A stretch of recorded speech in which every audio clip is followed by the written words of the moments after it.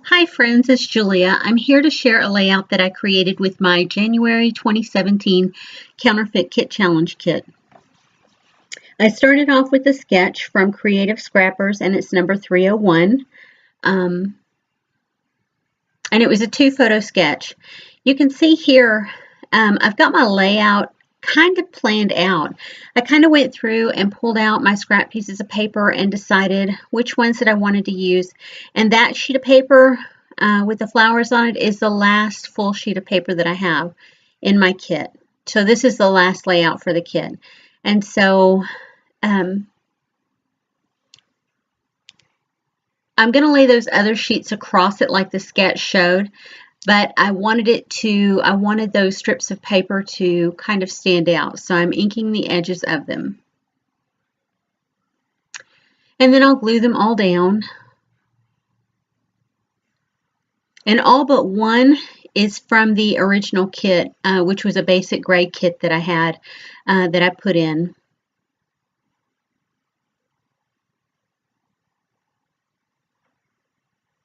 And that piece I end up cutting off too much.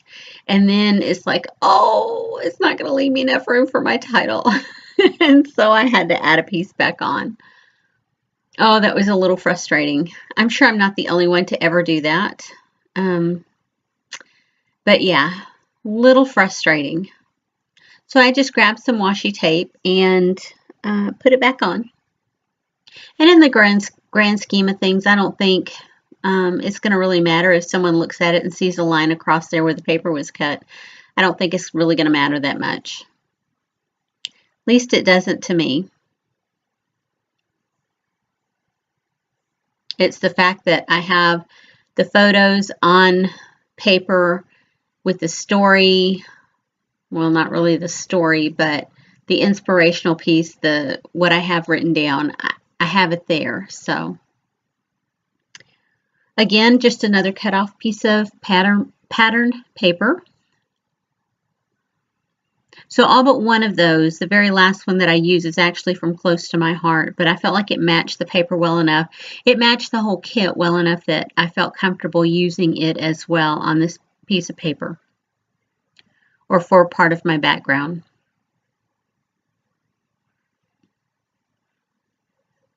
So I didn't want all of those necessarily the same height, and I think they were maybe altered in height on the original sketch as well.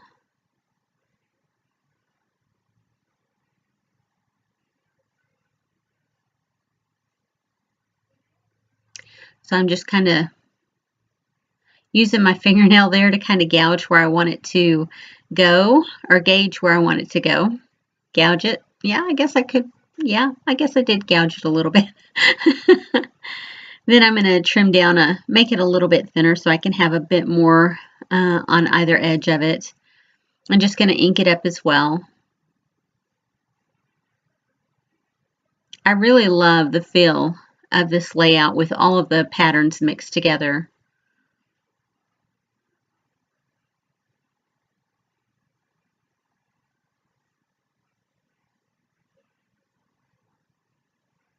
So there are the photos, and I've already pulled out some of the 6x6 pattern papers, the solid back sides of some papers. I pull them out and cut them down, and I cut my photos down. That one is 4x4, and then the other one is 2.5x4. Yeah, 2.5x4. And the photos were from January of last year.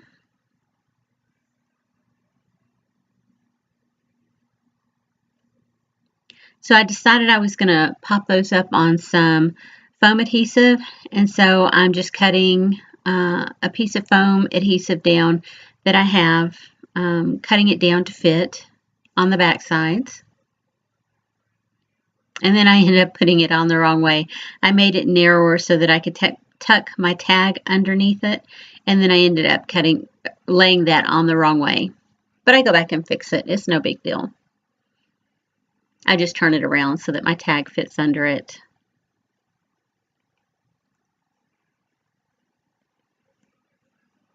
So I think I finally figured out a solution to mounting my camera over my work area so that it does not bounce every time I go to ink up my dauber for stamping, or bump the table or the countertop or whatever.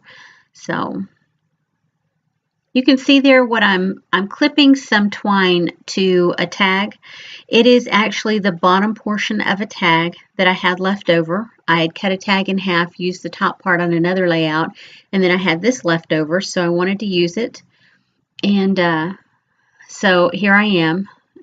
It takes me a second, but I realize that I've put my foam square on backwards. And so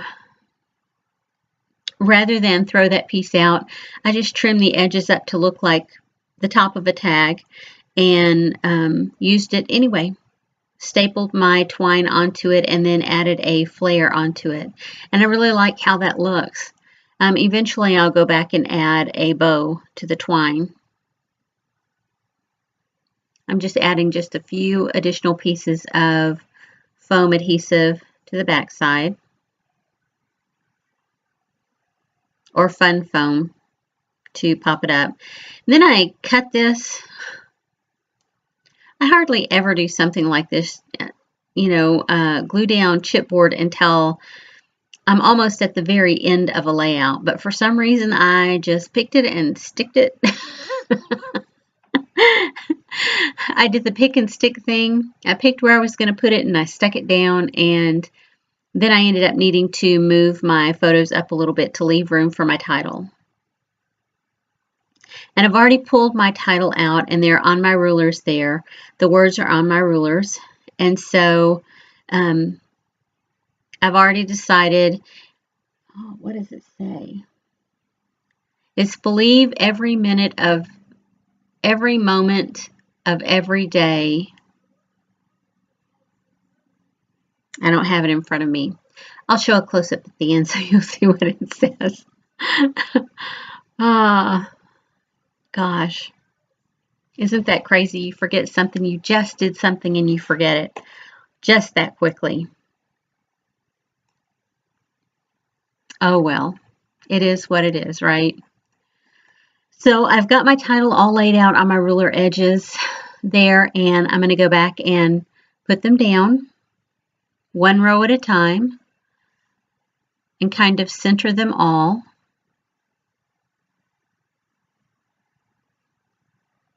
And this is just how I do my titles. Most anything. If I'm going to put a word on a layout, I will typically put it along the edge of my ruler and then go back and stick it down.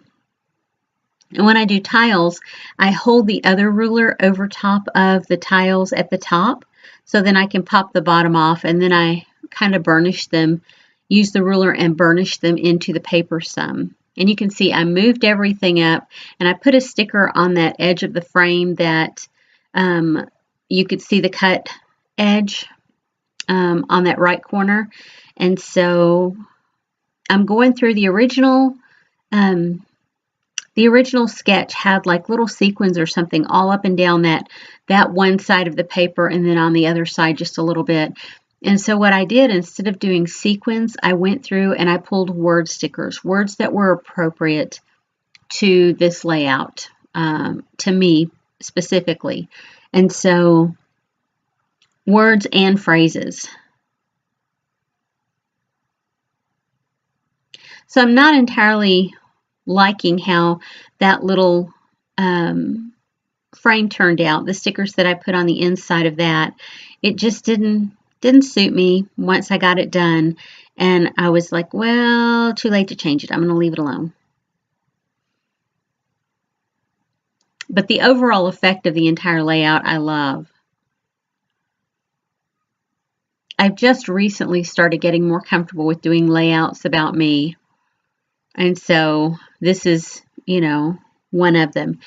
And in this photo, I'm without my glasses, and this was before I cut off about, I think about 18 inches off my hair. I cut a lot off. Didn't cut it all the way up to my shoulders, but pretty close. It was about 3 inches maybe below my shoulders. And it's grown out probably 1.5 inches or so since, maybe 2 inches since I cut it. Oh, probably more than that. Probably 3 or 4 inches since I cut it all off last year. But I've been keeping it cut. I haven't just left it alone and left it to grow. I had left it to grow for maybe a year or two, and it had grown really, really long. I'm one of those people that is blessed with very, very fast growing hair.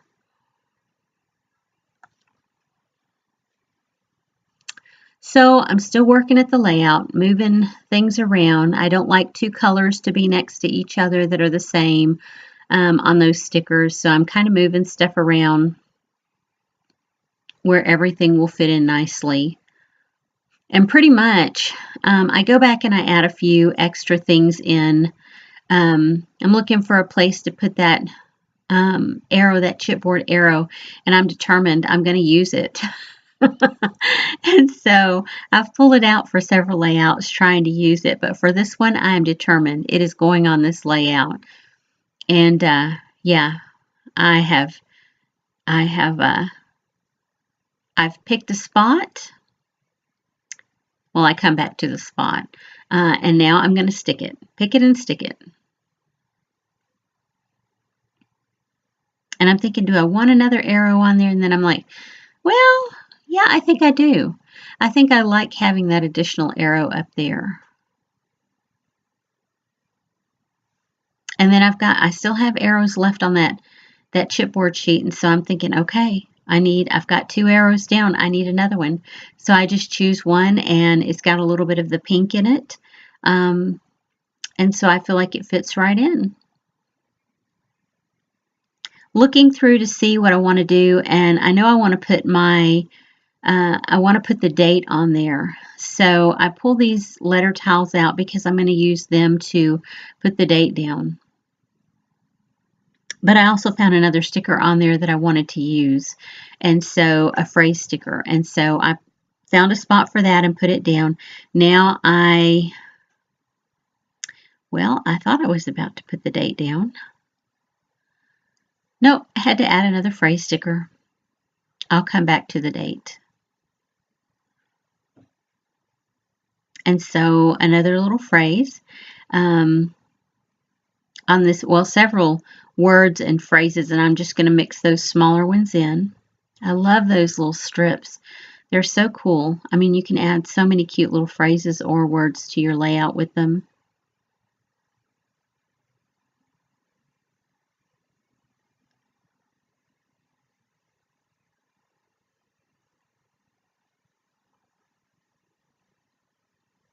Anyway, do you guys make kits out of your own stash? If you do, I would love to see your videos if you make videos, or your blog post if you post on your blogs about them. I love to see homemade kits, and I frequent the Counterfeit Kit Challenge Club because they have not only the kits that other people make, because you can uplink your blog, or from, if you have like, oh, what is that? Not Photo Bucket, Flickr. If you have a Flickr account, you can upload the location of your photo there to show your photo from the kit that you made. Or if you have another like landing zone wherever you post your photos to, if it has an area like back in the day when 2Ps was still open, you could post your photos to them and then add the link there so that people could see your album on 2Ps. Well, anymore, since they're closed, there's all kinds of formats out there for adding your photos to the internet so that you can share them. And so that's just what I've done here. I mean, that's what they do at the Counterfeit Kit Challenge blog, is they give you a forum for uploading. And so you can go over there and go through other people's photos of their kits, their video links, their photos of layouts they create or cards they create with their kits. It's really fun. So if you haven't been over there, it's counterfeitkitchallenge.blogspot.com.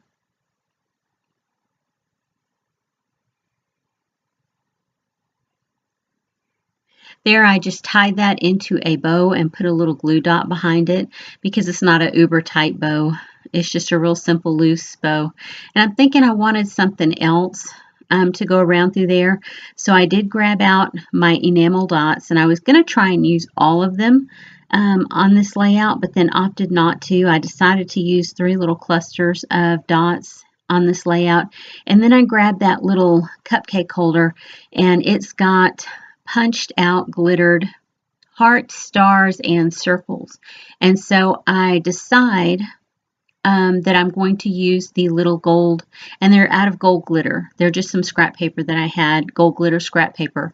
And so I took all the little hearts and went up and down and scattered them throughout the layout to add some extra bling, if you will. And I love how they turned out. They're so pretty. I love glitter. Yeah, I love sparkly. I love glitter. I think about it now. If they had those, I remember when I was a kid, one of my aunties, one of my great aunties, my grandma's sister-in-law, Myram, she always had these like super shiny shoes. Every time she came over, and I mean, not like patent leather shoes, but I'm talking about like gold lame shoes, and silver sparkly shoes, like that. And so she always had those when she came over, when I was young. And I always thought, oh, when I get older, I can't wait to wear those kind of shoes. And then, when you get to your 20s and your 30s, you're thinking, yeah, no, not really my style. But once you hit your 40s, you're like, oh, I like bling. Once you hit your, decades later, you're going, oh yeah, I really, really like bling. And I'm at an age now where I can wear whatever I want. And so you do. So if I found some of those shoes right now, I might really consider buying them. Of course, my husband will probably have a fit and go, really? You're going to wear those? Really? Anyway, the layout's nearly done. I'm just finishing up adding these little glitter stickers on everywhere. So if you create your own kits, I'd love to see them. If you enjoyed what you saw and I inspired you to do something, I would love it if you would hit the like button and the subscribe button so you can see more layouts. Anyway, that's it for me this time, guys, and I'll see you on the next video.